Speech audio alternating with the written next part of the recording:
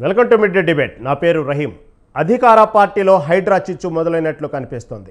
ఆక్రమణల తొలగింపు నేపథ్యంలో నిర్మాణాల కూల్చివేతలపై ఓవైపు ప్రజల నుంచి తీవ్ర ఆగ్రహం వ్యక్తమవుతోంది. మరోవైపు సొంత పార్టీ నేతల నుంచి వ్యతిరేకత ఎదురవుతోంది. మొన్నటికి మొన్న కాంగ్రెస్ పార్టీకి చెందిన ఎమ్మెల్యే దానం నాగేందర్ హైడ్రా చర్యలను తప్పుపట్టారు. అది మరవక ముందే సీనియర్ కాంగ్రెస్ నేత మధు యాష్కి సైతం బాధితుల పక్షాన పోరాటానికి రెడీ అంటున్నారు. తాజాగా మూసి నిర్వాసితులను కలిసిన ఆయన మీ ఇళ్లపై గడ్డపార కూడా పడనివ్వనని హామీ ఇచ్చారు. అవసరమైతే బాధితుల తరపున న్యాయవాదిగా పోరాడతానన్నారు. సొంత పార్టీ నేతలే ప్రభుత్వ నిర్ణయాన్ని వ్యతిరేకిస్తుండడం ఇప్పుడు రేవంత్ రెడ్డికి తలనొప్పిగా మారే ప్రమాదం ఉంది. ఇంతకు ప్రతిపక్షాలతో పాటు స్వపక్షం కూడా రేవంత్ నిర్ణయాన్ని వ్యతిరేకిస్తున్నాయా? హైడ్రా ఎఫెక్ట్ ప్రభుత్వం పడుతుందా? ఇంతకు గాంధీ భవన్లో ఏం జరుగుతుంది? ఇదే అంశం గురించి వాళ్ళ మిడ్ డే డిబేట్లో చర్చిద్దాం.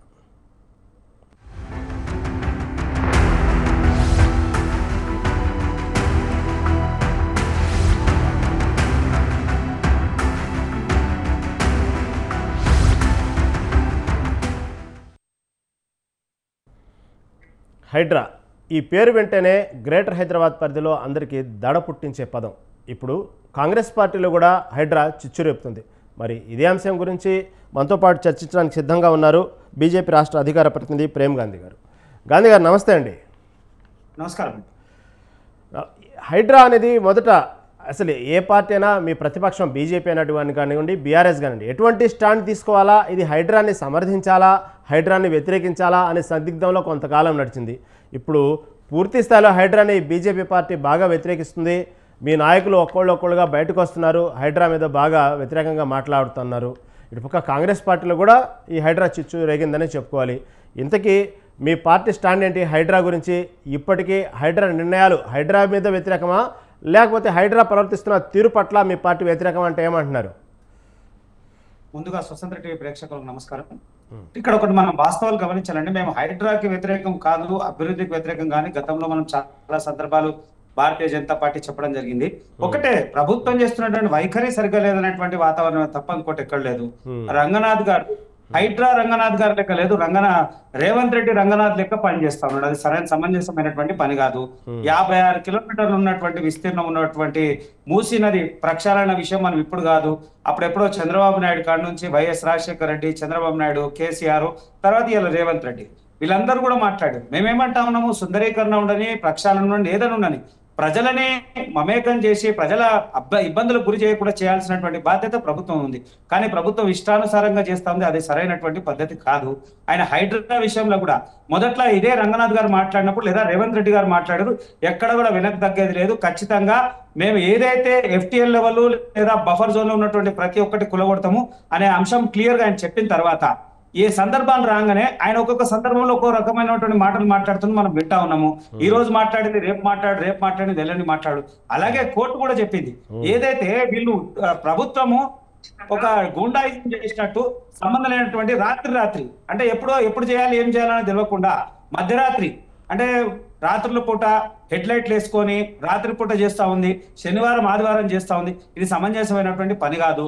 పేదల పక్షాన్ని నిలబడ్డటువంటి పార్టీ అని చెప్పి చెప్పుకున్నటువంటి దాఖలు. ప్రజాపాలన ఎక్కడ ప్రజాపాలన ఉందండి? అసలు అంశం మాట్లాడడం అంటే ఆలోచన విధానం పూర్తిగా మారిపోయింది. ముందేమన్నారు, ఇదే రంగనాథ్ గారు అన్నారు, ఎవరైతే ఆల్రెడీ నివాసం ఉన్నటువంటి ఇల్లు మేము కులగొట్టము, వాళ్ళ దగ్గరకు మేము ఎక్కడ ఇచ్చేయము అన్నారు. కానీ ఎప్పుడైతే వాళ్ళ రేవంత్ రెడ్డి తమ్ముడైనటువంటి తిరుపతి రెడ్డిది ఇల్లు వచ్చిందో దాని తర్వాత వెంటనే నోటీస్ అన్నాడు. నోటీస్ వచ్చి స్థిరనివాసం ఉన్నదంటే మేము కులగొట్టము, అది ఖాళీ వాళ్ళకి సమయం ఇస్తుంది, దాన్ని ఏం కులగొట్టమన్నారు. కొత్తవి మాత్రమే అన్నారు. సరే సంతోషం అన్నాము. కానీ అప్పుడు కూడా ఆల్రెడీ 90% కంప్లీట్ అయిపోయి గత ప్రభుత్వం ఈ ప్రభుత్వం కూడా చివరి నిమిషంలో రిజిస్ట్రేషన్ చేసినటువంటి దాఖలాలు ఉన్నాయి. గత ప్రభుత్వం ఎవరైతే ఇల్లు ఉన్నాయో ఆ ఇళ్ల దగ్గర ట్యాక్స్ కలెక్ట్ చేసింది, మున్సిపల్ ట్యాక్స్ కలెక్ట్ చేసింది, ఎలక్ట్రిసిటీ బిల్ కలెక్ట్ చేసింది, పర్మిషన్ ఫీజులు కలెక్ట్ చేసింది, revenue department stamp duty collect చేసి కోట్లాది రూపాయలు ప్రజల నుంచి ప్రభుత్వం సొమ్ము తీసుకున్న తర్వాత ఇవాళ నిర్దాక్ష్యంగా విరగొట్టడం ఎంతవరకు సమంజసం అది ఆలోచించాలి. అది పక్కన పెడితే వల్ల వెంటనే మూసి వైపు తిరిగి ఇలా మూసి విషయం మాట్లాడుకుంటూ పోతే మూసి గురించి ఇలా ఈరు కాదు 45-50 సంవత్సరాల నుంచి ఉన్నారు. వలస వచ్చి పూర్తిగా దయనీయమైనటువంటి పరిస్థితి. ఒక పూట గడవనటువంటి వ్యక్తి, మధ్యతరగతి పేదవాడు, దినసరి కూలీలు, లేబర్ గా ఉండేటువంటి వ్యక్తులంతా కూడా మూసి చుట్టూ ఉన్నటువంటి వ్యక్తులు చాలా మంది వేసుకొని ఉన్నారు. సుమారు 22-23 కిలోమీటర్లు, 20 కిలోమీటర్లు, టోటల్ గా 56 కిలోమీటర్లు, ఒక 20 కిలోమీటర్లు 90% కన్నా ఎక్కువ అది కబ్జాకు గురైంది. కానీ ఒకటే చెప్తా ఉన్నాం, ప్రభుత్వము దీన్ని తీయాలి అనుకుంటే ప్రత్యామ్నాయమైనటువంటి మార్గాన్ని చూపించాల్సినటువంటి అవసరం ఉంది. ఆ ప్రత్యామ్నాయమైనటువంటి మార్గం చూపించకుండా రాత్రి వాళ్ళకి భయభ్రాంతులు చేసి కులగొట్టడం సమంజసమైనటువంటి పని కాదు. చాలా మధ్య తరగతి పేదవాడు ఉన్నాడు, వాని పరిస్థితి ఏంది? డబుల్ బెడ్ వేయడం ఇల్లు అంటున్నాం. గత ప్రభుత్వం ఏమన్నది? 28,000 మంది కుటుంబాలు ఉన్నాయి మూసి బాధితులు అని అన్నారు. ఇవాళ వీళ్ళేం మాట్లాడుతున్నారు? 15,000 మంది మేము ఇల్లు ఇస్తా ఉన్నాం, డబుల్ బెడ్రూమ్ ఇల్లు అంటే. ఈ పార్టీకి కానీ, కాంగ్రెస్ పార్టీకి కానీ, బీఆర్ఎస్ పార్టీకి కానీ మూసీకి సంబంధించిన బాధితుల వివరాలు పూర్తిగా అసలు లేవు వాళ్ళ దగ్గర. ఇష్టానుసారంగా ఉన్నాము. ఒకటే చెప్తా ఉన్నాము, ప్రజల్ని ఇబ్బంది పెట్టాల్సినటువంటి అవసరం లేదు. కోర్టు కూడా చివాట్లేసింది, అయినా వీళ్ళు నిర్లక్ష్యమైనటువంటి ధోరణి చేస్తా ఉన్నారు. అసలు నిజంగా బాధితులు ఎంతమంది ఉన్నారు? బాధితుల పక్షాన మీరు నిరాల్సిన అవసరం ఉందంటే ఏదో 15-16 కమిటీలు వేసి అంటారు. ఆ కమిటీల ద్వారా వీళ్ళందరితో కూర్చోబెట్టి మాట్లాడి సరైనటువంటి ప్రణాళిక చేసి బాధితులకు మీకు ఇక్కడ అలాట్మెంట్ చేస్తున్నాము, ఇక్కడ డబుల్ బెడ్రూమ్ ఇల్లు ఇస్తున్నాము, మీకు ఇక్కడ వ్యవస్థ ఏర్పాటు చేస్తున్నాము, ఉండడానికి వ్యవస్థ, తర్వాత వాని ఉపాధి అవకాశాలు ఇవన్నీ కల్పించిన తర్వాత చేస్తే బాగుంటది. లేదా ప్రజల ఆగ్రహానికి గురి కావాల్సినటువంటి అవసరం కనబడతా ఉంది. ఈ ప్రభుత్వం అంతా కూడా ఇంకోటి కాలయాపన చేస్తా ఉంది. అసలు 6 హామీల గురించి పక్కన పెట్టడానికి ఇలా హైడ్రా అంటారు. ఎందుకు పేద ప్రజల్ని భయభ్రాంతులకు గురి చేస్తున్నారు? నిజంగా చేయాలనుకుంటే నోటీస్ ఇవ్వాలి. నోటీస్ ఇచ్చిన తర్వాత దాని మీద వాళ్ళ వివరాలు తీసుకొని లేని పక్షాన్ని అప్పుడు ఆలోచించాల్సిన అవసరం ఉంది. కానీ రాత్రులు గూండాల లెక్క వ్యవహరించాల్సినటువంటి అవసరం ప్రభుత్వానికి లేదు. ఏం చేయాలనుకుంటుండో రేవంత్ రెడ్డి? నిజంగా కూడా రేవంత్ రెడ్డి ప్రజల పక్షాన్ని నిలబడ్డా లేదా కోట్ల రూపాయలు కుమ్ముకోవడానికి ఏం చేద్దాం అనుకుంటుండు? అసలు ప్రభుత్వం మొత్తం కూడా ఈ 10 రోజుల నుంచి ఒకటే ఒక అంశం, హైడ్రా లేదా మూసి. అంటే పాలన మొత్తం వ్యవస్థ ఎక్కడ పోయింది? అభివృద్ధి అంశం మాట్లాడతలేము. 6 హామీల గురించి 6 గ్యారెంటీల గురించి డిస్కస్ చేసేటట్టు లేదు. 13 హామీల గురించి మాట్లాడేటువంటి పరిస్థితి లేవు. ఏ సమస్య లేనట్టు ఇది ఒకటే సమస్య దీన్నే తెర మీద తీసుకొస్తా ఉంది. అవును గాంధీ గారు, మీరు చెప్పినట్టుగానే ప్రభుత్వం యొక్క తీరు గురించి మాట్లాడదాము. మీతో పాటు ఇంకా గెస్టులు ఉన్నారు. బొజ్జా సంధ్యారాణి గారు, టీపీసీసీ రాష్ట్ర అధికార ప్రతినిధి. నమస్తే అండి సంధ్యారాణి గారు. నమస్తే అండి. నమస్తే సంధ్యారాణి గారు, చెప్పండి. హైడ్రా మొదట్లో దాదాపు హైడ్రాని మొదలుపెట్టినప్పుడు ప్రజల నుంచిగా కొంత వ్యతిరేకత లేకపోతే ఏందా అనేది మీమాంసలో ఉన్నప్పుడు కొంతమంది ప్రశంసించారు, కొంతమంది సమర్థించారు. మెల్లిగా అది విమర్శల పాలవుతుంది. మొన్న కోర్టు కూడా రేవంత్ సర్కార్ని మొట్టికాలేసిన సందర్భం చూసాము. ఇప్పుడైతే తీరా పార్టీలోనే అంతర్గత విభేదాలు, అంతర్గత స్టేట్మెంట్లు వస్తూ ఉన్నాయి. మళ్ళీ మీ పార్టీ స్టాండ్ ఏంటి? దీన్ని ఎలా తీసుకుంటుంది? ఎలా సమర్థిస్తారు దీన్ని? ఒకటండి, ఇప్పుడు దేవతలు అమృతం కోసము పాల సముద్రానికి చిలికినప్పుడు ఏమొచ్చిందండి? ఫస్ట్ ఏమొచ్చింది? విషం వచ్చింది. తర్వాత అమృతం వచ్చింది. అది ఒక్కటి మనం గుర్తుపెట్టుకోవాలి. ఒక మంచి రావాలి అంటే కొద్దిగా చెడు ప్రచారం అనేది, అది కూడా చెడు ప్రచారం ప్రజల నుంచి రావట్లేదండి. పేడేడు ఉంటారు చూడండి, బీఆర్ఎస్ పార్టీ పెట్టిన సోషల్ మీడియా పేడేడు ఉంటది కదా, వాళ్ళు దీన్ని ఒక బూచిగా చూపించడం తప్ప అది కూడా ఎవరెవరు పేడేడా అవునా కాదా అనేది కూడా అతి త్వరలో తెలుస్తుంది. క్రైమ్ బ్రాంచ్ కూడా ఈ తప్పుడు పోస్టులు పెట్టిన వాళ్ళని, తప్పుడుగా ప్రజలకు తీసుకెళ్లే వాళ్ళని ఇక్కడ చూపించడం కూడా జరుగుతుంది. ఒకటండి, మీరు ఇక్కడ వీళ్ళకి అర్థం కాని సమస్య ఏంటంటే ఇవాళ నిబంధనలకు వ్యతిరేకంగా ఇండ్లు కూల్చవురాదు. ఇక్కడ వీళ్ళకి హెడ్లైన్ అర్థం కావట్లేదు. హైడ్రా అనేది నిజంగా పేదలవే కూలుస్తున్నారా? ఫస్ట్ కూల్చింది ఎవరిదండి? 2014లోనే నోటీస్ ఇచ్చినారు నాగార్జున గారికి. అది బీఆర్ఎస్ పార్టీ చేయలేకపోయింది. ఆయన కోర్టుకు పోయి ఆపుకున్నాడు. సరే, మొత్తం మీద వాళ్ళ కోడలేదో అదేదో బాడే అంటారు కదా, దానికి చేనైతే దానికో అంబాసిడర్ ఉన్నదా వాళ్ళని నడిచింది. అంటే ఇది ఒక ప్రభుత్వం ఒక్క ప్రణాళికంగా ముందుకు పోతుంది. హైడ్రా అంటే కాల్వలు, చెరువులు కబ్జాలు చేసిన వాళ్ళది. నిజంగాని అవి తొలగించాలి, ఒక తెలంగాణ అస్తిత్వాన్ని కాపాడుకోవాలని కాంగ్రెస్ పార్టీ ఒక నినాదంతో ముందుకు పోతుంది. అది ఫస్ట్ బీజేపీ పార్టీ కూడా స్వాగతించింది, ఏం కాదన్నాం. అయితే ఇక్కడ జరిగేది ఏంటంటే మీరు ఒక్కసారి గుర్తు పెట్టుకోవాలండి. ఇవాళ హైదరాబాద్ ని మనము 28,000 కట్టడాలు అక్రమ కట్టడాలు అని చెప్పేసి అసెంబ్లీ సాక్షిగా కేసీఆర్ గారే చెప్పింది. దానికి ప్రజలు పూర్తిగా సహకరించాలని చెప్పి మీ దగ్గర వీడియోస్ కూడా ఉన్నాయి, చూపిమంటే మేము చూపిస్తాం. మరి అవి అక్రమ కట్టడాలు బీఆర్ఎస్ పార్టీ చెప్పినప్పుడు, అసెంబ్లీలో చెప్పినప్పుడు ఇప్పుడు తప్పు ఎట్లా అవుతుంది అనేది నేను కూడా ఇవాళ మీ వేదిక ద్వారా ప్రశ్నించదలుచుకున్నా. కాంగ్రెస్ పార్టీ అనేది ప్రజల పార్టీ అండి, ప్రజల పక్షపాతి. అదొక్కటి మనం అర్థం చేసుకోవాలి. బీదల కోసము మేము కాదు, సౌకర్యాలు కల్పిస్తూ బీద వాళ్ళకి. ఇప్పుడు ఇందాక సోదరుడు చెప్పిండు, మూసి పక్కన చాలా ఇండ్లు ఉన్నాయి, వాళ్ళు కోల్పోతున్నారు అంటే, సోదర దాని వల్ల ఈ మూసి నది వల్ల ఎన్ని రోగాలు, మీ ఇంట్లో మరి చెత్త చెదారం అంతా మరి అట్లనే పెట్టుకుంటారా? మరి ఎవరో ఒకరు దీన్ని అది చేయకపోతే, మూసి ప్రణాళిక అనేది ఒక గ్రీన్ అనేది ఇలా కేసీఆర్ ప్రవేశపెట్టి మేనిఫెస్టోలో పెట్టిండు తమ్ముడా, మీరు ఒకసారి చూడండి. అవును సందరాణి గారు, అవును మీరు చెప్పినట్టు, సందరాణి గారు మీరు చెప్పినట్టు ఎవరైతే బాధితులు ఉన్నారో, మీరు అంటున్నట్టే పెయిడ్ బాధితులో, లేకపోతే బీఆర్ఎస్ సోషల్ మీడియా బాధితులో, లేకపోతే వాళ్ళు ఏర్పాటు చేసిన బాధితులు అంటే సరే కొంచెం దాన్ని పక్కన పెడదాం. మళ్ళీ మీ పార్టీలో ఉన్నటువంటి మధు యాష్కి కానివ్వండి, ఇటు దానం నాగేంద్ర గారిని స్వరం మారుస్తూ ఉన్నారు, పక్క బాధితుల మీద భరోసా ఇస్తున్నారు. వాళ్ళని ఎలా తీసుకోవాలి, వాళ్ళు మాట్లాడుతున్నటువంటి వాళ్ళు, ఒక నిమిషం సంధ్యారాణి గారు, ఒక నిమిషం దీని గురించి చర్చిద్దాం. వాళ్ళు ఎందుకు మాట్లాడుతున్నారు, మీ పార్టీలోనే స్వరం ఎందుకు మారుతుంది? హైడ్రా అధికార పార్టీలోనే ఇప్పుడు చిచ్చు రేపుతుంది. దాని మీద కాంగ్రెస్ నాయకులే ఒక్కోళ్ళు స్వరం మారుస్తూ ఉన్నారు, కొందరు బాహాటంగానే వ్యతిరేకిస్తున్నారు. దీని మీద మనతో పాటు ఇప్పుడు సంధ్యారాణి డిస్కస్ చేస్తున్నారు, కంటిన్యూ చేద్దాం. సంధ్యారాణి గారు చెప్పండి, సొంత పార్టీలోనే మీ సొంత పార్టీలోనే ఎందుకు ఇలా వ్యతిరేకత ఎందుకు వ్యక్తం అవుతా ఉంది? చూశారు కదా మధు యాష్కి వ్యాఖ్యలు. ఒక్క నిమిషం, నేను అనేది ఏంటంటే, ఇవాళ మధు యాష్కి గారు, జగ్గారెడ్డి గారు ఏం చెప్పారు, అక్కడ స్థానికంగా అక్కడ అంటే హైడ్రా అంటే రేవంత్ రెడ్డి గవర్నర్ అంటే, ఇప్పుడు హైడ్రా అంటే రేవంత్ రెడ్డి అంటే హైడ్రా అని అంటే రంగనాథ్ గారు ఒక గవర్నమెంట్, మేము కాంగ్రెస్ పార్టీ గవర్నమెంట్ నడిపిస్తుందండి. అక్రమ కట్టడాలు గవర్నమెంట్ పరంగా రంగనాథ్ గారు గుర్తిస్తారు. అక్రమ కట్టడాలు ఏ రకంగా వచ్చిందని ప్రజలకి అతి త్వరలో చూపించబోతున్నాం. దానికి పర్మిషన్లు ఎవరు ఇచ్చినారు, ఏ రకంగా దాన్ని కట్టడి, ఏ రకంగా వాళ్ళు అక్రమంగా దాన్ని అది చేసుకున్నారు, 1200 చెరువులు ఎట్లా అక్రమంగా ఆక్యుపై చేసుకున్నారు, దాని మీద నాలాల మీద ఇండ్లు ఎట్లా కట్టుకున్నారు, ఏ అమ్మాయిలు కట్టుకున్నారు. సరే కాంగ్రెస్ పార్టీ వాళ్ళు కట్టినా, కాంగ్రెస్ పార్టీ వాళ్ళు పర్మిషన్లు ఇచ్చినా, కాంగ్రెస్ పార్టీ వాళ్ళకి ఏదైనా వాళ్ళు చేసినా వాళ్ళకి కూడా తప్పదండి. ఎందుకంటే ప్రజల ముందు మనం అందరం బలాదూరండి. నేను ఒకటే చెప్తున్నా, ఇవాళ మధు యాష్కి గారు ఏం మాట్లాడారు, జగ్గాన్న ఏం మాట్లాడారు, నేను జగ్గన్న మాట్లాడినప్పుడు నేను గాంధీ భవన్ లోనే ఉన్నా, పక్కన ఆయన ఏమన్నాడు, లోకల్ గా అక్కడ కూలగొట్టేటప్పుడు సమన్వయం చేసుకుంటూ, మీరు ఏదో అధికారం ఉంది కదా అంటే, అధికారం అంటే ఐ మీన్ కాంగ్రెస్ పార్టీకి సంబంధించి కాదు, అక్కడ రంగనాథ్ గారి పంపించిన ఒక బృందానికి చెప్పారు, అధికారం మీ చేతిలో ఉంది, మాకు కూలగొట్టమని మాకు ఆర్డర్స్ ఇచ్చారు కదా అని చెప్పేసి అత్యుత్సాహం చూపించకండి. హైడ్రా విషయంలో సహకరించి వాళ్ళు అడిగిన సరే 1 గంటనో 2 గంటనో లేకపోతే వాళ్ళకి మెప్పించి ఒప్పించమని చెప్పే విధంగా మాట్లాడే తప్ప హైడ్రాకి మేము వ్యతిరేకం అని చెప్పి మధు యాష్కి గారు చెప్పలేదు. మీరు క్లియర్ గా స్వతంత్ర టీవీ ద్వారా నేను తెలియజేస్తా ఉన్నాను. ఒకటే అండి, హైడ్రా అనేది ఇవాళ బీఆర్ఎస్ పార్టీ చేయాల్సిన పని మేము చేస్తాం. అన్న నువ్వు మాట్లాడినప్పుడు మస్తు సేపు మాట్లాడినావు, జర రాగు మళ్ళా. సంధ్యారెడ్డి గారు ఎవరు ఎంటర్ అవ్వలేదు. ఒక మాట వినండి, మధు యాష్కి చెప్పిన మాటలు, మీ ఇళ్లపై ఒక్క గడ్డపార కూడా పడదు, ఒక ప్రక్రియను కూడా రాదు, వస్తే నేను అడ్డంగా నిలబడతా, అన్యాయంగా మిళ్లపైకి బుల్డోజర్లు వస్తే కోర్టుకు వెళ్తా, న్యాయవాదిగా కోర్టులో కేసు వేసి న్యాయం చేస్తా, పిల్లా పాపలతో ప్రశాంతంగా నిద్రపోండి, మిళ్ళు ఎవరు కూల్చరు, అవసరమైతే ప్రభుత్వంతో పోరాటం చేస్తా. ఇది మధు యాష్కి చెప్పిన మాటలు.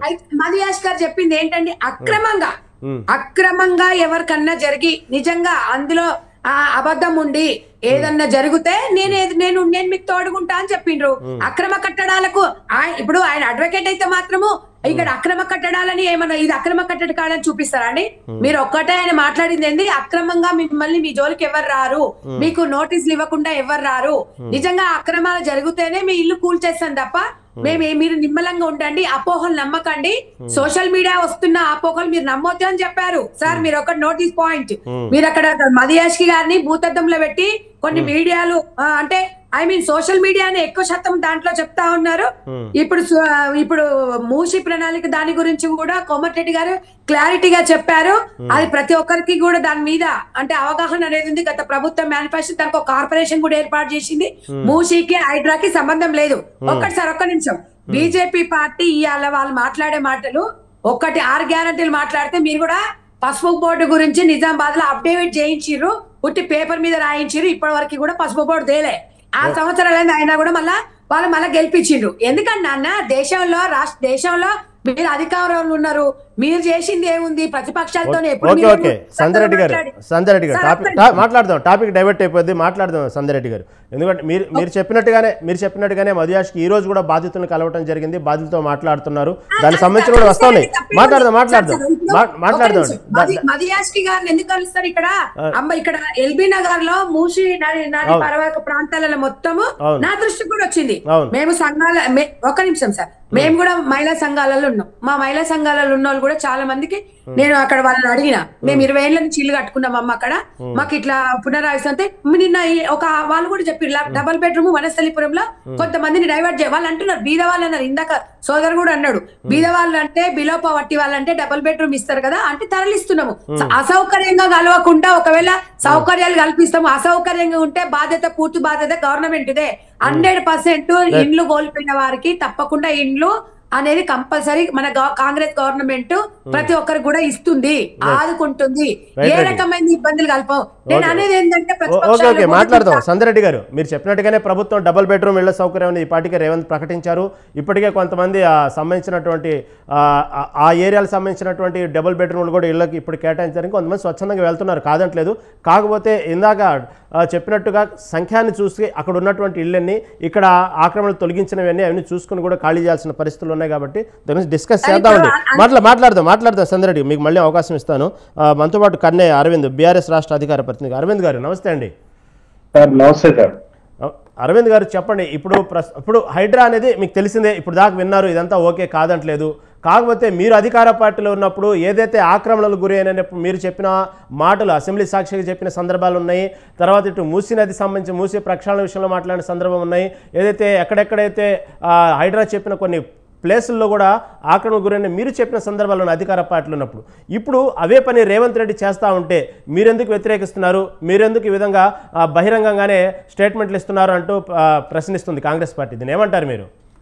సార్, ముందుగా మీకు ప్యానెల్లో ఉన్నటువంటి పెద్దలందరికీ మంచిమైన దండాలు సార్, నమస్కారాలు. టిఆర్ఎస్ పార్టీ అధికారంలో ఉన్నప్పుడు ఆ రోజు ఏం చెప్పినాం, సాక్షాత్తు కేసీఆర్ గారు తర్వాత మా రాష్ట్ర క్యాబినెట్ సంబంధించినటువంటి మంత్రులందరూ కూడా ఇంత దౌర్భాగ్యంగా ఇంత దౌర్జన్యంగా ఏ రోజు కూడా బీఆర్ఎస్ పార్టీ పాలు పల్లేదు సార్. ఇట్లాంటి కార్యక్రమాన్ని ఎప్పుడు కూడా బీఆర్ఎస్ పార్టీ తీసుకోలేదు. ఎప్పుడు బీఆర్ఎస్ పార్టీ ఏ కార్యక్రమాన్ని తీసుకున్నా అది ప్రజలకు ఉపయోగపడేటట్టు, అది మానవీయ కోణంలో ఉండేటట్లు మాత్రమే మేము నిర్వహించడం. కానీ ఈ కోణంలో మేము ఎప్పుడు కూడా అట్లాంటి పరిణామాలకి మేము ఎట్లాంటి చోటు కూడా ఇవ్వలేము అనేటువంటి విషయాన్ని ఈ సందర్భంగా నేను తెలియజేస్తా ఉన్నాను సార్. గత 10 సంవత్సరాలుగా తెలంగాణ, హైదరాబాదు ఎట్లా ప్రగతి పదంలో పోయింది మీ అందరు కూడా చూసిండ్రు.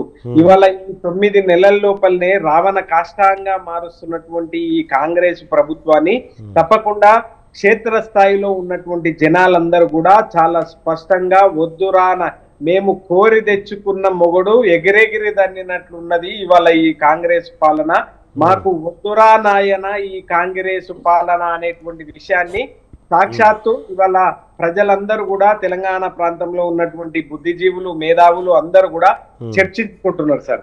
ఏ ఒక్కరిని కలిసినా కూడా తెలంగాణలో ఒక పెద్ద చర్చ. ఎందుకు అనంటే ఎందుకు కూడా ఈ మాట చెప్తా ఉన్నాను అంటే సార్, ఇవాళ కాంగ్రెస్ పార్టీ ముమ్మాటికి డైవర్స్ పాలిటిక్స్ చేస్తా ఉన్నది.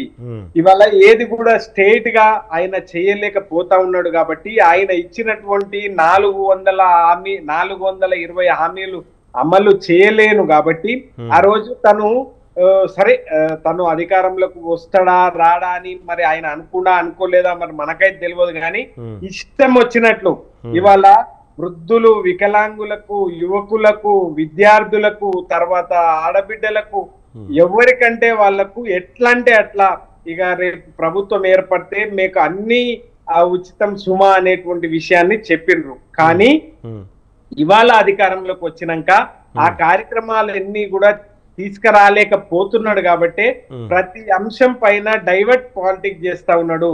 గతంలో కాళేశ్వరం ప్రాజెక్టు పైన చేసిండు, దాంట్లో ఎట్లాంటి దాని లేకుండా ఇవాళ బయటికి వచ్చినాం. సిట్టింగ్ జడ్జితోని వేయమని చెప్పినాం. మేము ఏ రోజు కూడా అవినీతికి గాని వేరే దానికి పాల్పడలేదు. కాబట్టి మీరు ఎట్లాంటి దానికి వేసినా కూడా మేము సిద్ధం అంటున్నాం. ఇవాళ మేము ప్రజల పక్షాన మాట్లాడుతూ ఉన్నాం సార్.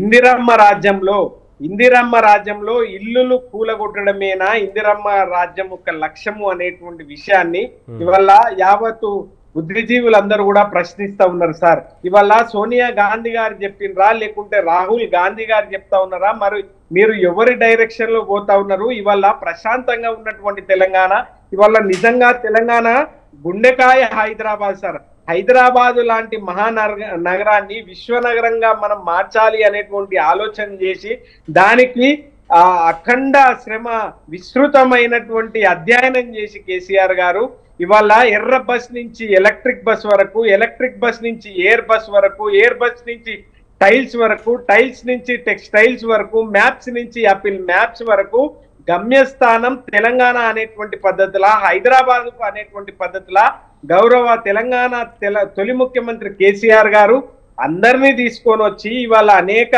పరిశ్రమల్ని అనేక కంపెనీల్ని ఇక్కడికి తీసుకొని వస్తే ఈయన సాక్షాత్తు అసెంబ్లీలోనే నిండు సభల్లోనే పచ్చి అబద్ధాలను ప్రచారం చేస్తా ఉన్నా కూడా తెలంగాణ ప్రజలు సహించిండ్రు. ఎందుకు సహించిండ్రు అంటే వీళ్ళకు కనీసం 100 రోజుల టైం మనం ఇద్దాము, ఆ తర్వాత మనం మాట్లాడదాము అనేటువంటి విషయాన్ని కూడా చెప్పినాం. ఓకే, మీరు చెప్పేది ప్రభుత్వం చెప్పినటువంటి ఏదైతే వాగ్దానాలు వాటి మీద మాట్లాడుతున్నారు, కాదంటలేదు. కాబట్టి ఇక్కడ వచ్చిన టాపిక్ హైడ్రా అండి. హైడ్రా సంబంధించి మీరు స్ట్రైట్గా ఒకటే చెప్పండి. ఇప్పుడు ప్రభుత్వ నిర్ణయాలు లేదా బాధితులు ఎవరైతే పేదల పక్షాన్ని మీరు మాట్లాడుతున్నారో తప్పులేదు, ప్రతిపక్షంలో మాట్లాడాల్సిందే. ఎవరైనా ఆక్యుపై చేయాలని కోరుకుంటారు, గవర్నమెంట్ చేసినప్పుడు బాధితుల పక్షాన ఆక్యుపై చేయాలని కోరుకుంటారు. కాబట్టి స్ట్రైట్గా ఒకటే చెప్పండి. ఇప్పుడు హైడ్రా చేస్తున్నవన్నీ హైడ్రా తప్పంటారా? నిజంగానే అక్కడ ఆక్రమణలు జరగలేదంటారా? లేకపోతే మీ హయాంలో చెప్పిన ఆక్రమణలు తొలగిస్తున్నారు, మీరు తొలగించలేదంటే ఏమంటారు?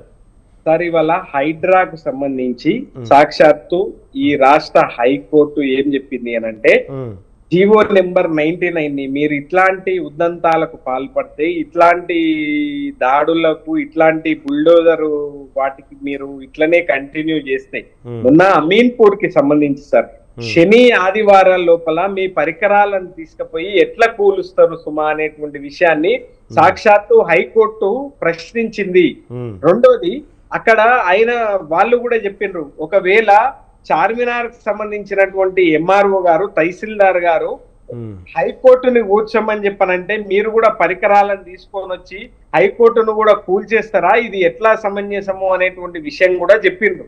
అయితే నేనేమంటా ఉన్నాను అంటే సార్, ఇవాళ బాధితులు ఎవరైతే ఉన్నారో వాళ్ళు పేదరికంలో అత్యంత పేదరికం వాళ్ళు మాత్రమే అట్లాంటి ప్రాంతాల లోపల నివసిస్తారు సార్. వాళ్ళు ఏమంటా ఉన్నారు అంటే, సార్ మీరు నోటీసులు ఇవ్వడానికి కూల్చివేయడానికి కొద్దిగా టైము అంటూ ఉండాలి సార్. దానికి 48 గంటల 54 గంటల లేకుంటే 2 నుంచి 3 రోజుల వరకు నోటీసులు ఇచ్చిన తర్వాత కూల్చండి. లేకుంటే మేమే అవసరమైతే మేమే కూల్చుకుంటామా, లేకుంటే మేము ప్రత్యామ్నాయమైనటువంటి ఆల్టర్నేట్ దగ్గరికి పోతామా.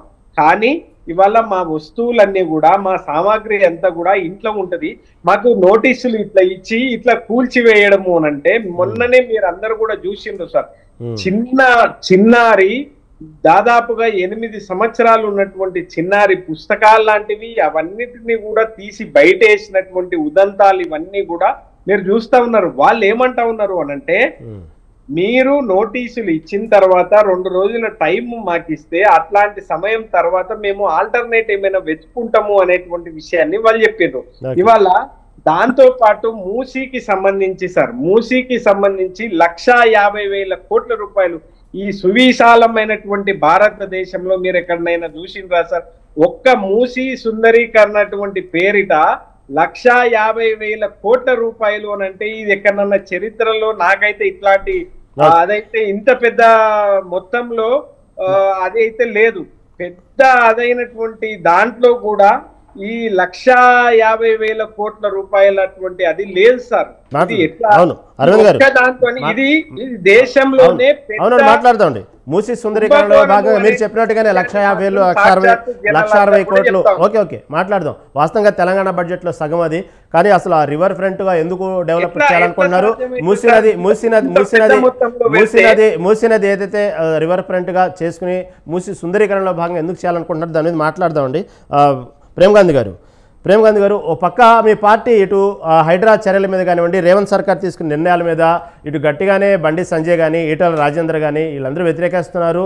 దాదాపు హైడ్రా నిన్నటికి నిన్న మూసి సంబంధించిన బాధితుల పక్షం నిలబడి గట్టిగానే పోరాడుతున్నారు. ఓ పక్క ఇది జరుగుతూ ఉంది, కానీ ప్రభుత్వం ఇటుపక్క హైకోర్టు ఈ విధంగా ప్రశ్నించింది అన్నప్పటికీ కూడా, మీ పార్టీ ప్రతిపక్షంలో ఉండి పోరాడుతున్నప్పటికీ కూడా ఇటుపక్క ప్రభుత్వం మాత్రం తన పని చేసుకుని పోతోంది. నిన్నటికి యాక్చువల్ ఈరోజు కూడా జిహెచ్ఎంసీ చట్టం 1955 సంబంధించి 374B సెక్షన్ అమలు చేస్తూ ఇటు గవర్నమెంట్ ఆర్డినెన్స్ కూడా జారీ చేసింది. అంటే హైడ్రాకి మరింత శక్తినిచ్చే విధంగా, హైడ్రాకి మరింత పవర్స్ ఇచ్చే విధంగా కూడా ఆర్డినెన్స్ తీసుకొచ్చారు. దీన్ని ఎలా చూడాలి? మేము ప్రజల పక్షాన ఉన్నటువంటి పని చేస్తుంటే మేము ఎక్కడ కూడా వ్యతిరేకించినట్టు దాఖలా లేవు. మేము ఒకటే అంటా ఉన్నాం, చేసే హైడ్రాకు మేము మొదటి నుంచి కూడా వ్యతిరేకం కాదు, కానీ వీళ్ళు చేస్తున్నటువంటి క్రియ కరెక్ట్ లేదు, చేస్తున్నటువంటి ప్రణాళిక సరిగ్గా లేదు. ఆ ప్రణాళికబద్ధంగా చేయండి, ఎక్కడ కూడా ఇబ్బందులు జరగాయి. వీళ్ళు ప్రణాళికబద్ధం కాకుండా ఇష్టానుసారంగా చేసుకున్న పోతే ప్రమాదం అయ్యేటువంటి వాతావరణం మనకు క్లియర్ కనబడతా ఉంది. ప్రజలు ఎందుకు భయప్రాంతాలకు గురి చేస్తారో వీళ్ళకే తెలవాలి.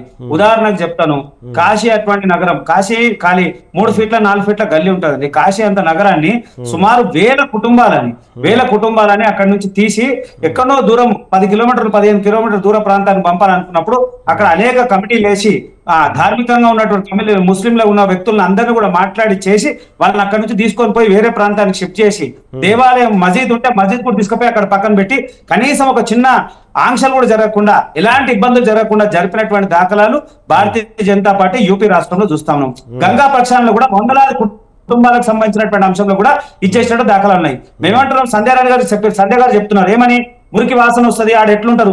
మేము కూడా చెప్తున్నాం అండి, మురికి వాసన వస్తుంది, అక్కడ దరిద్రంగా పిల్లలు వాళ్ళు ఎక్కడో వలస వచ్చి బతకలేని పరిస్థితులు వాళ్ళు ఉన్నారు. వాళ్ళని మీరు కౌన్సిలింగ్ చేయండి, వాళ్ళు జరిగేటువంటి ప్రమాదం చెప్పండి, రేపు వరదలు వస్తే ఎట్లా ప్రాణ నష్టం జరుగుతుందని చెప్పండి. దానికి సంబంధించినటువంటి 4-5 సార్లు మీటింగ్లు పెట్టండి, సెమినార్లు ఏర్పాటు చేయండి, అవసరం ఉందంటే వాళ్ళని కౌన్సిలింగ్ చేయండి.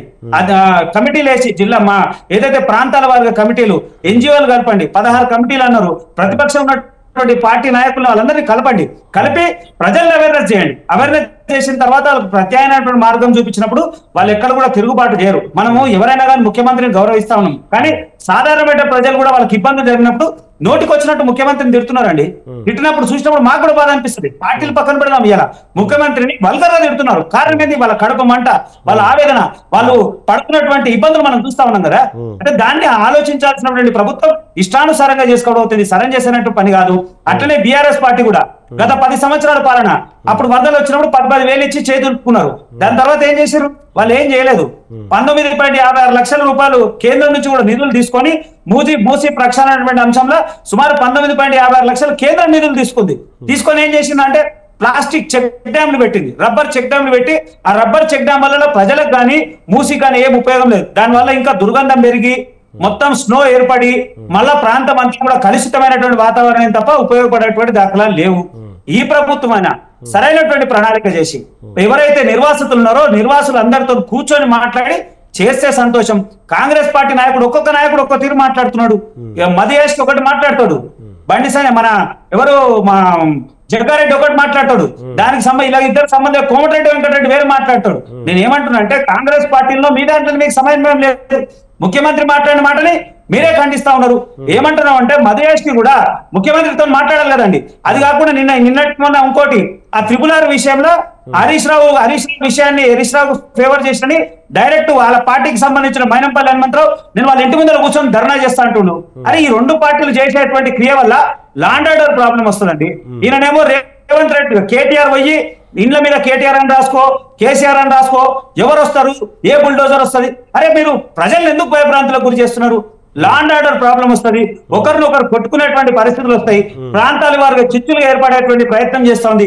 ప్రభుత్వము ప్రణాళికబద్ధంగా చేయకుండా ఇష్టానుసారంగా చేస్తే ఖచ్చితంగా నష్టం జరుగుతుంది. కాంగ్రెస్ పార్టీ చిత్తశుద్ధం వెంటనే హైడ్రాని కానీ లేదా మూసి బాధితులను పూర్తి చేసేంత వరకు వాళ్ళు ఏ పని చేయకుండా వెంటనే ఆపేయాల్సిందిగా భారతీయ జనతా పార్టీ విజ్ఞప్తి చేస్తున్నాం.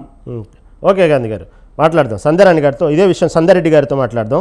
సంధ్యారెడ్డి గారు, ప్రేమ్ గాంధీ గారు చెప్పినట్టే ఎందుకు మీ పార్టీలో ఉన్నటువంటి నాయకులే తలో మాట మాట్లాడుతున్నారు, సమన్వయం లేదు. ఓ పక్క అధికారుల్లో కూడా సమన్వయం లేదు. అక్కడ వెళ్తారు, ఆర్బీఎక్స్ అంటే ఒక ప్రింట్ కొట్టేస్తారు. అక్కడ అధికారులు ఏమో బాధితులు చెప్పే ఒక మాట, తర్వాత డబుల్ బెడ్రూమ్ ఇళ్ళు ఇస్తామంటూ రేవంత్ రెడ్డి గారు చెప్తారు. వాళ్ళకి అధికారులు ప్రింట్ దానికి సంబంధించిన మార్కింగ్ వేసినప్పుడు ఒక మాట చెప్తారు. ఇలా ఎందుకు సమన్వయ లోపం ఎందుకు జరుగుతుంది? ప్రజలను ఎందుకు భయభ్రాంతులకు గురి చేస్తున్నారంటే ఏమంటారు? కాదండి, ఇప్పుడు ప్రజలు భయాభాంతులకు మేం కాదు చేసేది, అక్కడ ఉన్న పేడేడ్ సోషల్ మీడియా మేము చేయట్లేదు. నేను ఒకటి అడుగుతానండి, ఇప్పుడు మల్లన్న సాగర్ ముప్పు గ్రామాలు 8 ఉండే. అప్పుడు కేసీఆర్ ప్రభుత్వం ఏం చేసింది తెలుసు కదా. ఇప్పుడు ఏటిగట్టు గాని, ఎర్రవల్లి గాని ఇవన్నీ మనం చూసినాం కదా, ఇంద్రవల్లి గాని. అప్పుడు జరిగినప్పుడు మల్లన్న సాగర్ అనేది పెద్ద ప్రాజెక్ట్. ఇప్పుడు మన అక్కడ భూమి కోల్పోయిన వాళ్ళకు వేరే దగ్గర భూములు ఇచ్చినాము, ఇండ్లు కోల్పోయిన వేరే దగ్గర ఇండ్లు చూపించినాము, ఇవన్నీ చేసినాం. మేము ఆ ప్రాజెక్టులకు మేము వ్యతిరేకం కాదు కదా, కానీ వాళ్ళ మీద పోలీసు యంత్రాంగాన్ని ఏ రకంగా ఉపయోగించిండ్రు, 3rd డిగ్రీ ఉపయోగించిండ్రు, అవన్నీ బీఆర్ఎస్ పార్టీ మర్చిపోయింది. కానీ మేము అనేది ఏంటంటే ఇప్పుడు వాళ్ళది ఏంటంటే అధికారం కోల్పోయింది కదా. ఇప్పుడు ఈయన చెప్తున్నాడు వామ్మో 1,50,000 కొట్టండి, ఈయన బాదుకుంటున్నాడు. సిగ్గుండాలి బీఆర్ఎస్ నాయకులకి. ఇవాళ mission Kakatiya, mission Bhagiratha, Kaleshwaram project కి 30,000తో అయ్యేది 1,00,000 కోట్లు చేసిరు. ఇవాళ మొత్తం తిన్నాయని కక్కకుండా వీళ్ళ మన గొండెలు బాదుకునేది. ఇవాళ ఆయన రేవంత్ రెడ్డి గారు ఏం చెప్పారు, ఈ రకంగా చేసుకుంటే ఇంత అవుతుంది, ఇంత ఖర్చు వస్తుంది, ఇంత వస్తుంది అని చెప్పారు. మీరు ఏమైనా బడ్జెట్ లో పెట్టేసి ఏమైనా రిలీజ్ చేసిరండి డబ్బులు? ఒక మాట చెప్పండి. ఇప్పుడు ఒక్క నిమిషం సార్, నాకు అడిగిన తర్వాత నేను చెప్పింది కొంచెం నాకు టైం ఇవ్వండి. హైడ్రా విషయంలో 28,000 కట్టడాలు అన్నప్పుడు అది తగ్గొచ్చు. తర్వాత మన నోటీస్కి వచ్చినాయి వచ్చండి, స్వచ్ఛందంగా కొంతమంది ముందుకొచ్చి ఇక్కడ అక్రమ కట్టడాలు ఉన్నాయని చెప్పి ఊర్లలోకి వెళ్ళి కూడా వస్తున్నారు. ఇప్పుడు ఊర్లలో చెరువులు ఆక్యుపై చేసుకున్నారు, ఊర్లలో కూడా ఈ రకంగా చేస్తున్నారని బాధితులు వస్తున్నారు. కానీ ఈ మధ్య కాలంలో జరిగింది ఏంటి సార్, ఇక్కడ అక్రమ కట్టడి పెద్ద పెద్ద బిల్డింగ్ కూలుస్తున్నారు, కానీ అది చూపించట్లేదు ఈ పేడేడ్ సోషల్ మీడియా. నేను ఇవాళ బీజేపీ సోదరుని ఒక్క క్వశ్చన్ అడగలను. మాట్లాడండి సంధ్యారెడ్డి గారు, మీరు కంటిన్యూ చేయండి మీ విషయాన్ని. నేను అనేది ఏంటంటే ఒకసారి బ్రదర్ ఒకటి నేను అడగదలుచుకున్నా. ఇవాళ సోషల్ మీడియా పేడేడ్ ఏ రకంగా చేసిందంటే, ఇవాళ రఘునందన్ రావు గారు ఇవాళ ఆయన మెదకు, ఆయన ఎంపీ, ఆయన తర్వాత ఆయన అక్కడ ఒక ఇన్ఛార్జ్, ఆమె కొండ సురేఖ గారు ఇన్ఛార్జ్ గారు ఉన్నారు. మొన్న మీ సమక్షంలోనే చేనేత కార్మికుల విషయంలో వచ్చినప్పుడు ఒక అక్క తమ్ముడు అనుకోవచ్చు, ఒక తల్లి కొడుకు అనే సంబంధంతో నూలుపోగు మరి అక్కడ ఉన్న పద్మశాలిలో అక్కని అడిగేసిరు దండ. దాన్ని అంత పెద్ద సోషల్ మీడియాలో పోస్ట్ చేసి ఇది షాది ముబారక్ ఎవరనే అంత పెద్ద క్యాపిటల్ పెట్టినప్పుడు ఒక బిడ్డ కన్నీరు గార్చినప్పుడు నిజంగా బీజేపీ పార్టీ మీరు ఎందుకు వాళ్ళని అడగట్లేదు? అది అంటే social media.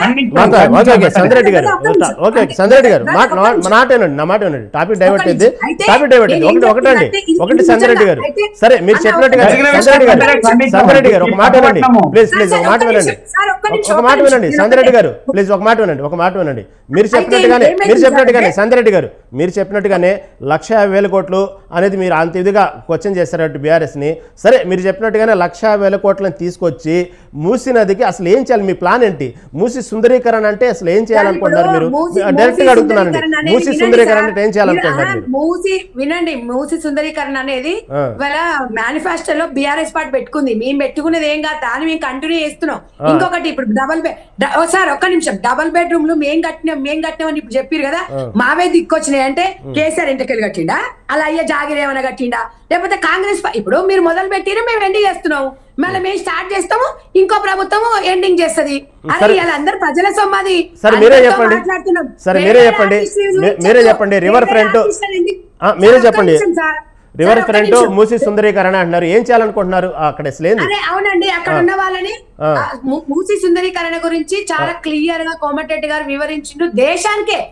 Not only Telangana, Musi పరివాహక ప్రాంతం అనేది చాలా పెద్ద, దేశంలోనే పెద్ద ఎత్తున జరుగుతుంది. దాని వల్ల ఎలాంటి ముప్పు ఉందనేది కూడా దాన్ని ఒక సినిమా, ఒక 3D సినిమా లాగా కూడా చూపిస్తున్నారు. దాని మీద ప్రతి ఒక్కరు అవగాహన కల్పిస్తున్నాము. కాకపోతే సార్ ఇప్పుడు వాళ్ళకి అర్థం కాని వాళ్ళ దగ్గరకు పోయినప్పుడు ఒకటో రెండో అన్నప్పుడు బాధ అనిపిస్తుంది మాకు కూడా. ఎందుకంటే 20 ఏళ్ల నుంచి ఆడున్నాడు, అక్కడి నుంచి ఇల్లు కూడా కొడుతుంటే బాధ ఉంటది. నేను ఉండదంటలేను, ఎందుకంటే నేను ఒక ఆడపిల్లనే, ఒక సొంత ఇల్లు కట్టుకున్నప్పుడు 20 ఏళ్ల నుంచి ఉండి ఖాళీ చేసుకోవాలంటేనే బాధ వేస్తుంది. మీరు కట్టుకున్నది కాదని, కానీ దానివల్ల మీ ఒక్క కుటుంబం వల్ల కొన్ని లక్షల కుటుంబాలు, వేల కుటుంబాలకు నష్టం జరుగుతుంది. మీకు పునరావాసం కల్పిస్తామని చెప్తున్నాము. ఏ ఒక్కరు బాధితులు, ఫర్ ఎగ్జాంపుల్ సార్, గతంలో ఒక 15 సంవత్సరాల క్రితము ఇక్కడ చెదరగట్లో ఇక్కడ మూసానగర్ అని ఉండే, ఆ మూసానగర్ ని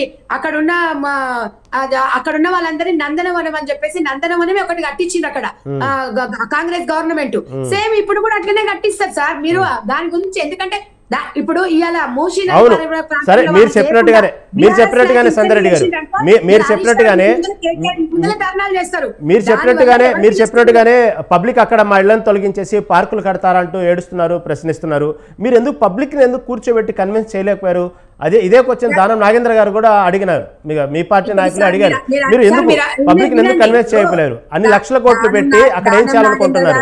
జగ్గారెడ్డి గారు, మధుయాష్కి గారు కానివ్వండి, ఇంకెవరైనా కానివ్వండి, స్థానికంగా నిన్న ఆయన ఉడా చైర్మన్ ఉన్నారు గతంలో సుద్దిరెడ్డి గారు, ఇప్పుడు ఎల్బీ నగర్ ఎమ్మెల్యే. నిన్న కూడా ఆయన మూసి చైర్మన్ ఆయననే కదా. ఇప్పుడు ఆయన కూడా నిన్న వచ్చి అక్కడ వచ్చి సందర్శించిండ్రు. అక్కడ స్థానిక ఎమ్మెల్యేలకు సూచిస్తున్నాం, ఇలా చెప్పండి వీళ్ళందరికీ అక్కడ ప్లేస్ ఏమన్నా ఉన్నా చూడండి, కొన్ని ఎకరాలలో తీసుకుందాము, వాళ్ళకు న్యాయం చేద్దాము అని చెప్తున్నారు సార్. ఇమ్మీడియట్ గా పోయి రాత్రి ఎవరు కూలగొడంత పాపాత్కులు ఎవరికి లేరు. ఏం కట్టాలనుకుంటున్నారు? నేను చెప్తున్నామండి, హైడ్రా అనేది ఇవాళ ఎవడైతే కబ్జా చేసినాడో, అవినీతిగా చేసినాడో వాడిని మాత్రం బొక్కలో తోయాడు, వాడిని పర్మిషన్ ఇచ్చినాడో బొక్కలో వస్తాము అంతే తప్ప ఇవాళ బీద వాళ్ళని ఇబ్బంది చెయ్యము, సౌకర్యాలు కల్పిస్తాము, వాళ్ళని ఆదుకుంటాము. వాళ్ళకి ఇబ్బంది కలిగితే మేము ఇబ్బంది కలిగిన ఫీల్ అవుతాము. 100% కాంగ్రెస్ గవర్నమెంట్ ప్రతి ఒక్కరికి కూడా న్యాయం చేస్తది. వీళ్ళు సోషల్ మీడియా పెడితే ఇలా బొక్కలు ఇరగొడతాము, బయటికి రావాలి. ఇంకొకటి మొన్న మా పిసిసి గారి గాంధీ భవన్ లో ఒకటే చెప్పిండ్రు, బీఆర్ఎస్ కి సంబంధించిన ఎమ్మెల్యేలు ఉన్నారు, ఎమ్మెల్సీలు ఉన్నారు, కబ్జా చేసి చిట్టా ఉంది, మొత్తం కూడా మీడియా సాక్షిగా అన్ని బయటికి వస్తాయి అని చెప్పిండ్రు.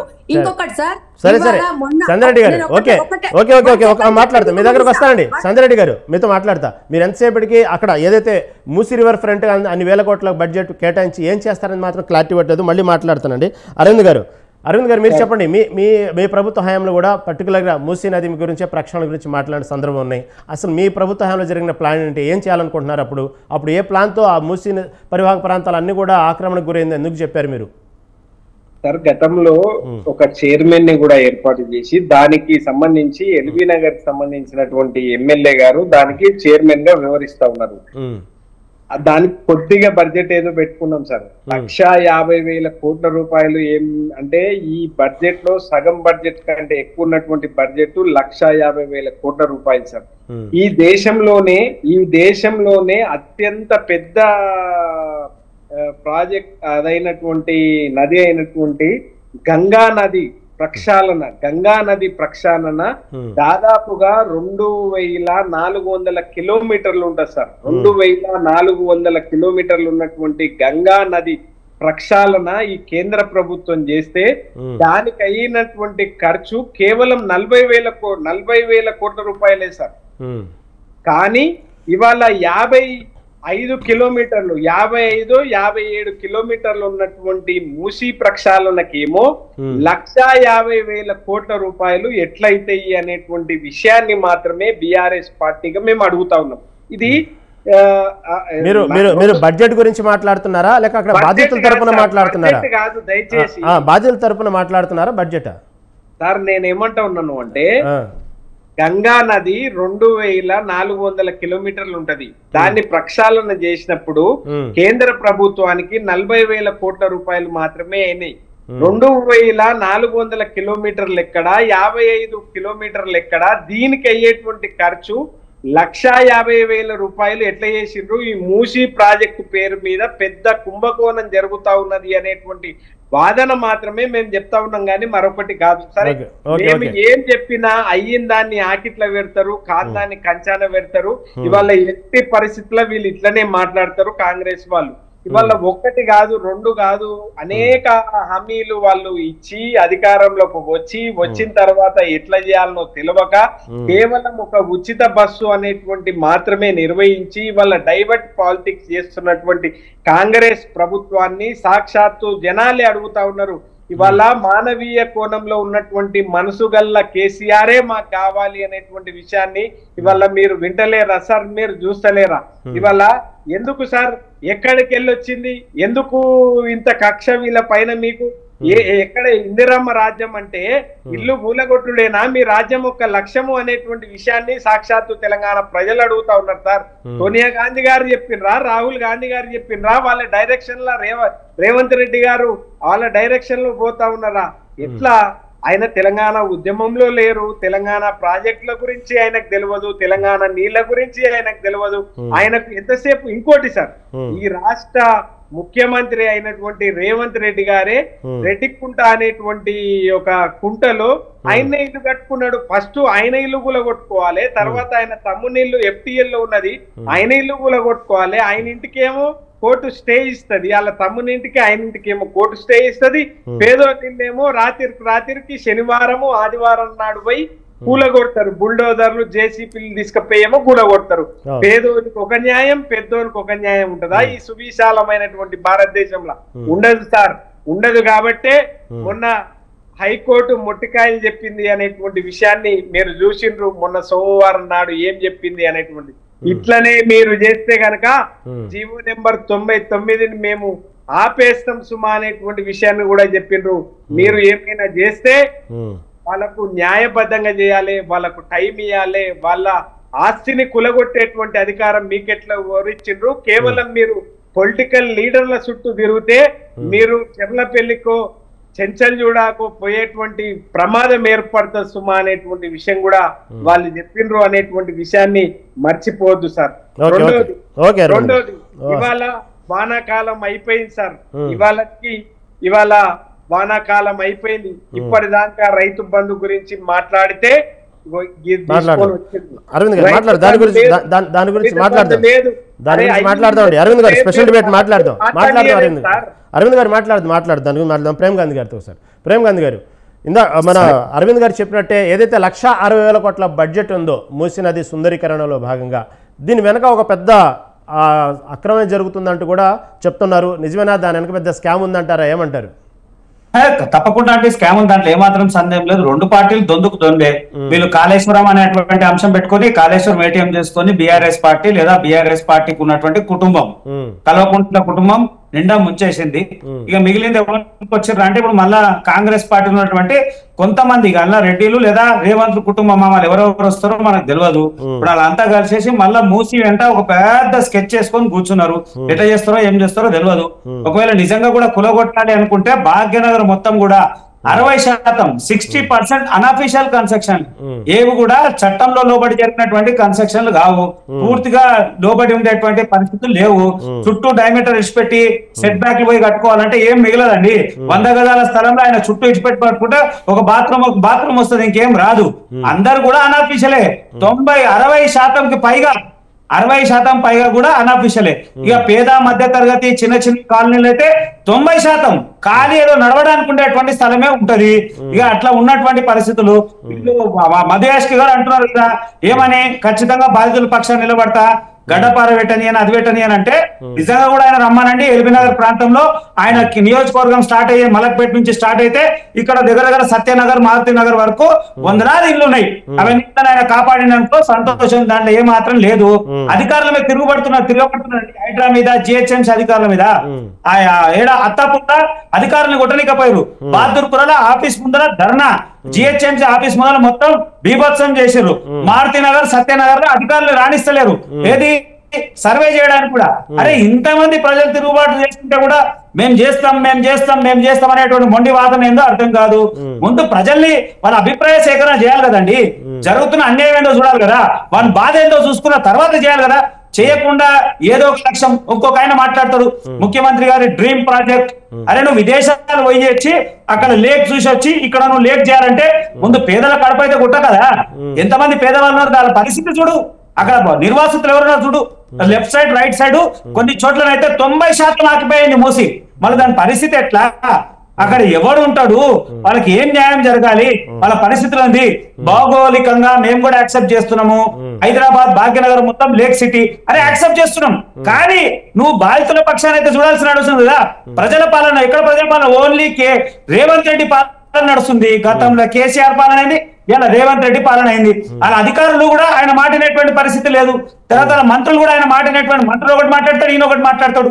అరే ఫస్ట్ మీ పార్టీ సమన్వయం చూసుకోండి, లేకపోతే ఆయనతో కుర్చీ దించుతారు. మనోళ్ళు ఈయన ఢిల్లీ నుంచి పంపించినటువంటి సీల్డ్ కవర్ ఆయన ధన్మని ఎప్పుడు పోతారో తెలియదు. ఇట్లా అన్ని చేసుకుంటూ పోతే మీ దగ్గరనే 100 మంది వ్యతిరేకం తయారవుతున్నారు కదా పార్టీలా. ప్రజల పక్షాన్ని నిలబడాలి. ప్రజలు ఏమనుకొని గెలిపించారు? ఆయనకి మంచి చేస్తారని గెలిపించారు కదా. అభివృద్ధి అన్ని మర్చిపోయి ఇచ్చేస్తా ఉన్నారు. అందుకు డబ్బంతా వసూలు చేసి మళ్ళీ తీసుకుపోయి కేంద్రం ఇవ్వాలి. రాహుల్ గాంధీకి ముట్ట చెప్పాలేమో, ఇంకో రాష్ట్రాలకు ముట్ట చెప్పే ప్రయత్నం చేస్తారు. చేస్తున్నట్టుండు. ఎందుకు ఈ దౌర్భాగ్యమైనటువంటి పరిస్థితి? అభివృద్ధి అనేక అంశాలు ఉన్నాయి కదండి, అవన్నీ వదిలేసి దీని మీద పడడం ఎందుకు? 40-50 ఏళ్ల నుంచి ఉన్నారు భాగ్యనగరంలో. అరే వాడిని జరపాలని కొంత సమయం వాడిని మెంటల్ గా ఫిక్స్ చేయి, జరుగుతున్న విషయాలు ఏంటో చెప్పు. ఆ దానం నాగేందర్ మాట్లాడతాడు, అరే అసెంబ్లీలో కూడా రౌడీ లెక్క మాట్లాడుతున్నాడు. అరే ఎవరు మాట్లాడినా గానీ అసలు అసర్థమైనటువంటి మాటలు మాట్లాడుతూ ఉన్నారు. కొంచెం ఇంకిత జ్ఞానం ఉండాలి. ప్రజాప్రతినిధులు లెక్క మాట్లాడుతున్నారా? ఇలా ఈయన కూడా అట్లనే మాట్లాడుతున్నావు, మధ్యాష్కి కూడా. అరే ఏంది నువ్వు, మీదే ప్రభుత్వం, వాళ్ళ ప్రభుత్వం వాళ్ళు మాట్లాడడం ఏంది? అరే ప్రతిపక్షంలో ఉన్నాడా మధ్యాష్కి, లేదా వాళ్ళ ప్రభుత్వం ఆయనకే తెలవాలి. మన జగ్గారెడ్డి కూడా ప్రభుత్వంలో ప్రతిపక్షంలో ఉన్నాడా? మన మైనంపల్లి హనుమంతరావు ఆయన కాంగ్రెస్ ఆయన ప్రభుత్వంలో ప్రతిపక్షంలో ఉన్నాడు. వీళ్ళందరూ కూడా వీళ్ళ ప్రభుత్వం వ్యతిరేకత చూపిస్తారు కదా. అయినా రేవంత్ రెడ్డికి ఆలోచన మారదైగా అట్లనే పేదల మీద దౌర్జన్యం చేస్తాడా? ఖచ్చితంగా ప్రజా ఆగ్రహానికి గురైపోయి ఎక్కడైతారో ఏందో తెలియదు. ఇంకో వాదన కూడా తెర మీదకి వస్తా ఉంది. అసలు ఎవరైతే దానం నాగేంద్ర బీఆర్ఎస్ నుంచి కాంగ్రెస్లో చేరిందే ఆయన బినామీ సంబంధించినటువంటి ఆస్తులు కాపాడుకోవాలని, ఇప్పుడు ఆ సంబంధించినటువంటి ఆస్తులు ఆక్రమణలన్నీ కూడా హైదరాబాద్ పరిధిలో కొన్ని వెళ్తున్నాయి కాబట్టి ఆయన బాగా అతిగా ఫీల్ అవుతున్నారు, అత్యుత్సాహం చూపొద్దంటూ హైదరాబాద్ వార్నింగ్ ఇస్తున్నారు అంటున్నారు. నిజంగానే అటువంటి పరిస్థితులు మీ దాకా వచ్చినా, మీ దృష్టికి వచ్చినా మీ పార్టీకి? తప్పకుండా వచ్చిందండి. దానం నాగేందర్ చెప్తాను, అలా అయ్యప్ప జాగ్రత్త కాదు హైదరాబాద్. ఆయన ఏం మాట్లాడుతుంటే హైదరాబాద్ అరే పిచ్చోని వరా బాబు, హైదరాబాద్ నీది నాది కాదు, నేను ఇంకా 6 తరాలు ఉన్నాం, మేమవునాలి. అట్లా కాదు కదా, ఇక్కడ అందరు బతకనికి వచ్చారు, అందరు ఉన్నారు, ప్రజాస్వామ్యమైనటువంటి పాలన జరుగుతుంది, రౌడీజం కాదు కదా. అసెంబ్లీలో మాట్లాడుతున్నాడు, ఎట్లా మాట్లాడుతున్నాడు, వీధి రౌడీ లెక్క మాట్లాడుతున్నాడు. మొత్తం కబ్జా కోరు వీళ్ళంతా. వీళ్ళందరూ తీస్తే ముందు వీళ్ళ కాంగ్రెస్ పార్టీలో బొచ్చడు మంది బయటపడతారు. కాంగ్రెస్ పార్టీ ఏంటి, బీఆర్ఎస్ మొత్తం తీస్తే, చిట్టా తీస్తే ఒక్కడు ఉన్నాడు వీళ్ళ మీద కేసులు వేస్తే. నెక్స్ట్ ఎలక్షన్ లో వీళ్ళు మళ్ళీ అంతా కొత్త వాళ్ళని దోలాడుకోవాలి. అరే మీరు ప్రజల పక్షాన ఉండాల్సినటువంటి వ్యక్తులు వీళ్ళ సొంత ఆస్తులు, వీళ్ళ ప్రాపర్టీలు కాపాడుకోనికే సరిపోయింది. అరే ఏం పరిస్థితులు, అరే తిననీకే లేదంటే వాళ్ళు పెట్టనీకే పరిస్థితులు లేవు, వరదలు వస్తే ఇంట్లో కూర్చొని ఉన్నారు. అరే ఏం చేస్తున్నారు? కానీ ఏదైనా వాళ్ళ పర్సనల్ విషయానికి రాగానే రోడ్ల మీదకి వచ్చేస్తా ఉన్నారు. నిజంగా ప్రజల పక్షాన ప్రజాప్రతినిధులు నిర్లక్ష్యం వహిస్తున్నారు. కాంగ్రెస్ పార్టీ చిత్తశుద్ధితో పనిచేయాలంటే, రేవంత్ రెడ్డి పనిచేయాలంటే ముందు ఆయన ఫీల్డ్ కి రమ్మనండి. ఇన్ని రోజులు అయింది, ఎక్కడైనా వచ్చిందా రేవంత్ రెడ్డి? నిర్వాసితుల దగ్గర రమ్మనండి, డైరెక్ట్ గా బాధితులతో మాట్లాడండి, వాళ్ళ బాధ ఏదో వినవనండి. విన్న తర్వాత నిజంగా మూసి నిర్వాసితులు అందరినీ కూర్చోబెట్టి విషయం వినవచ్చి చెప్పమనండి. చెప్పకుండా చేసుకుంటూ పోతాం, వాడు ఏం చేస్తాడు ఏం చేస్తాడంటే తిరుగుబాటు తప్పదు. రమ్మనండి, అధికారులు పడుతున్నారు. ఈయన ఆయన ఇంట్లో కూర్చుంటాడు, ముఖ్యమంత్రి ఆయన ఇంట్లో కూర్చున్నాడు, హైడ్రా కమిషనర్ అందరూ ఆయన ఇంట్లో కూర్చున్నాడు. ఈడ ఎవరు అధికారులు ఏదైతే దానం నాగేంద్ర మీద ఏదైతే ఇలాంటి వార్తలు వచ్చినాయో అలాగే జగ్గారెడ్డి మీద, ఎందుకంటే జగ్గారెడ్డి ఏదైనా సరే హైడ్రా అనేది హైదరాబాద్ వరకే పరిమితం చేసుకోండి, సంగారెడ్డి దాకా వస్తే మాత్రం ఊరుకోను, ఓవర్ చేయొద్దు, ఓవర్ యాక్షన్ చేయొద్దు అంటూ కూడా హైడ్రా అధికారిని వార్నింగ్ ఇవ్వడంలో కూడా దీంట్లో కొంత భాగం అంటున్నారు. సంగారెడ్డి దగ్గర ఆయన సంబంధించిన ఆస్తులు కూడా బయటపడతాయని. ఇవన్నీ మీడియా సృష్టించొద్దండి దయచేసి ప్లీజ్. ఎందుకంటే ఇది మీడియాలో సృష్టించి గొడవలు అంటే కాంగ్రెస్ పార్టీ నాయకుల మధ్యలో గొడవలు పెడతారా? వాళ్ళు అన్నది ఏంది మీరు స్వయంగా రెడ్డి గారు, సందరెడ్డి గారు ఒక నిమిషం, దానం నాగేంద్ర గారే స్వయంగా చెప్పారు. దానం నాగేంద్ర గారు స్వయంగా నేను అప్పట్లో ఏమండి సందరెడ్డి గారు, దానం నాగేంద్ర గారు స్వయంగా చెప్పారు, నేను ఆ ఇళ్ల సంబంధించినటువంటి నిర్మాణ విషయాలను మాట్లాడితే ఒక నిమిషం మీరు ఉండండి, ప్రేమ్ గాంధీ గారు మీరు ఉండండి, సందరెడ్డి గారు దానం నాగేంద్ర గారే స్వయంగా చెప్పారు, నేను ఆ పేదల ఇళ్ల సంబంధించిన విషయాలు మాట్లాడితేనే నేను ఆక్రమించాను అన్నట్టు నా మీద నెపం వేశారంటూ దానం నాగేంద్ర గారు స్వయంగా చెప్పారు. దానం నాగేంద్ర గారు స్వయంగా చెప్పారండి, స్వయంగా చెప్పారు, నా మీద ఆక్రమణకు గురి చేసిన వార్తలు వచ్చినాయి, ఇదే మీడియా సృష్టించింది, నేను ఇదే విషయాన్ని ముందే చెప్పానంటూ కూడా చెప్పారు. ఓకే సరే, మీరు చెప్పినట్టుగానే మళ్ళీ రేవంత్ తమ్ముడు విషయంలో కానివ్వండి, ఇటు ఎంఐఎం పార్టీకి సంబంధించిన విషయాలు కానివ్వండి, ఇవన్నీ వచ్చేటప్పుడు హైడ్రా ఎందుకు తన రూల్స్ని తన పరిధిని మార్చుకుందంటూ కూడా ప్రతిపక్షాలు ప్రశ్నిస్తున్నాయి. దీన్ని ఏమంటారు సందరెడ్డి గారు? ఒకటండి, ఇవాళ మల్యాష్ గారు మాట్లాడిరు, నా సంగారెడ్డికి రావద్దన్నాడు, నా ఆస్తులు ధ్వంసం చేయొద్దన్నాడు అని మీరు అడుగుతున్నారు కదా. మేము అడగట్లేదండి, వాళ్ళు చెప్పిన మాటలయ్యి, మేము అడగట్లా. స్వయంగా జగ్గారెడ్డి చెప్పింది, స్వయంగా దానం నాగేంద్ర చెప్పింది, ఎవరు చెప్పింది కాదు, వాళ్ళు చెప్పిన మాటలే స్వయంగా.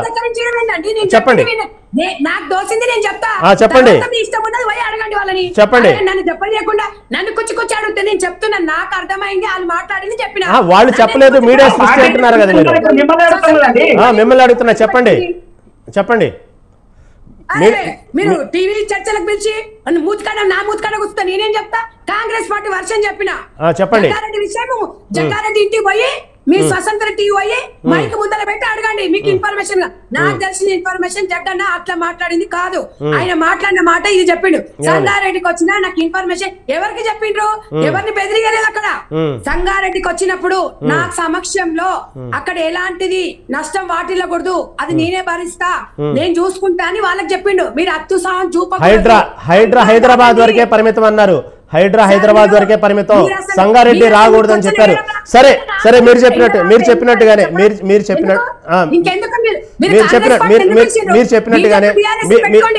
మీరు చెప్పినట్టుగానే హైడ్రా రూల్స్ ఎందుకు మార్చుకుంది? మీరు క్వశ్చన్ కి ఆన్సర్ నన్ను అసలు మాట్లాడనిస్తలేరు. మాట్లాడండి. ఎంతసేపు ఇచ్చినా తెలుసా? 9 నిమిషాలు ఇచ్చినావు. సరే మాట్లాడండి. మీ పార్టీ నాయకులు చేసిన వ్యాఖ్యలే చెప్తున్నాం. సంజయ్ గారు, మీ పార్టీ నాయకులు చేసిన వ్యాఖ్యలే చెప్తున్నాం. ఇప్పుడు మీరు చెప్పండి. సరే మీకే ఇస్తున్నానండి, 5 minutes టైం ఇస్తున్నా. చెప్పండి. సరే చెప్పండి. అసలు మీరే చెప్పండి. మళ్ళీ వాదిస్తున్నారు మీరు. చెప్పండి. అవకాశం ఇచ్చాను మాట్లాడండి.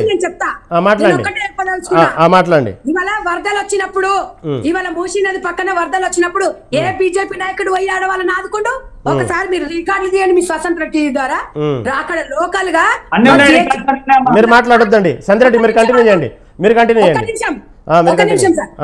జిహెచ్ఎంసీలో కార్పొరేటర్లు ఉన్నారు. కార్పొరేటర్లు మొన్న వర్షాలకు వచ్చినప్పుడు ఎవరు ఆదుకున్నారు సార్? ఒక మాట. ఇవాళ మా బాధ్యత కాంగ్రెస్ గవర్నమెంట్ ఉంది కాబట్టి మూసీ నది పక్కన ఎవరైతే అక్రమ కట్టడాలు కట్టుకున్నారో అక్కడ వాళ్ళకి చర్చించి వివరించి చెప్పి వాళ్ళని తరలిస్తున్నాము. వాళ్ళు నిజంగా అప్పుడు వచ్చేటప్పుడు బాధపడ్డారు. ఇప్పుడు డబుల్ బెడ్రూమ్లు ఉన్న తర్వాత వాళ్ళ వాయిస్ మీకు పంపించమంటే మీకు స్వతంత్ర టీవీకి పంపిస్తా. నిజంగా కూడా నిన్న అక్కడ ఇబ్బందికరంగానే ఉంది. ఇక్కడికి వచ్చినాక సంతోషంగా ఉంది, నిమ్మలంగా ఉంది. అక్కడ వాసన, మురికి, ఎప్పుడు వర్షాలు వస్తాయి, ఎప్పుడు కూలి, ఎప్పుడు మేము మునిగిపోతాం తెలియకుండానే అన్నారు. వాళ్ళకి తెలియదు. అది కాదు ప్రపంచం, ఇది పెద్ద ప్రపంచం అని చెప్పి వాళ్ళకి అర్థమయ్యేలా చెప్పిపోతున్నాం. మీకు మదియాష్కి గారు దానం నాగేది ఉంటే ఆయన పోయి ఆయన ఇంటికి పోయి ఇంటర్వ్యూ తీసుకోండి. వాళ్ళు ఏం మాట్లాడిరు, మీరు అక్కడ పోయి ఆ బస్తీలో పోయి మీరు హైడ్రాకి మీరు విరుద్ధమా లేకపోతే మీరు ప్రజలకు అని చెప్పేసి ఆయన మూతి దగ్గర పెట్టి అడగండి. మాకు తెలిసిందైతే ఇది. వాళ్ళ హైడ్రాక్ అయితే వ్యతిరేకం కాదు. అక్కడ బీద ప్రజలు ఏమైనా ఉంటే ఆదుకుంటా. అయితే ఒక మాజీ ఎమ్మెల్యే ఉండొచ్చు, ఒక ప్రజెంట్ ఎమ్మెల్యే ఉండొచ్చు, నా ప్రజల్ని నేను ఆదుకుంటానని వాళ్ళకి ప్రజలకు చెప్పుకున్నాడు ఆయన. దాన్ని కాంగ్రెస్ పార్టీ మీద రుద్దుతే ఎట్లా సార్? అది తప్పదు. నేను అనేది ఏంటంటే ఏ విషయం జిహెచ్ఎంసీ కానివ్వండి ఏదైనా ఇప్పుడు కాంగ్రెస్ గవర్నమెంట్ పనిచేస్తుంది. ప్రతి ఇబ్బంది కలిగితే డెఫినెట్ గా మీరు అడగండి. కాంగ్రెస్ పార్టీని గౌరవమే మీరు మీరు మీరు పాయింట్అవుట్ చేయండి. మేము కాదన ఆ బాధితులకు నిజంగా జరగలేదు, వాళ్ళకి న్యాయం జరగదండి, దాని ప్రకారంగా మీరు వచ్చి అడగండి. కానీ మీరు కాంగ్రెస్ పార్టీ మీద ఫైట్ చేయడం అది సరైన పద్ధతి కాదు. రైట్, ఓకే, థ్యాంక్ యూ అండి. చర్చలో పాల్గొన్న సంధ్యారెడ్డి గారికి, అదేవిధంగా ప్రేమ్గాంధ్ గారికి, కన్నె అరవింద్ గారికి ధన్యవాదాలండి.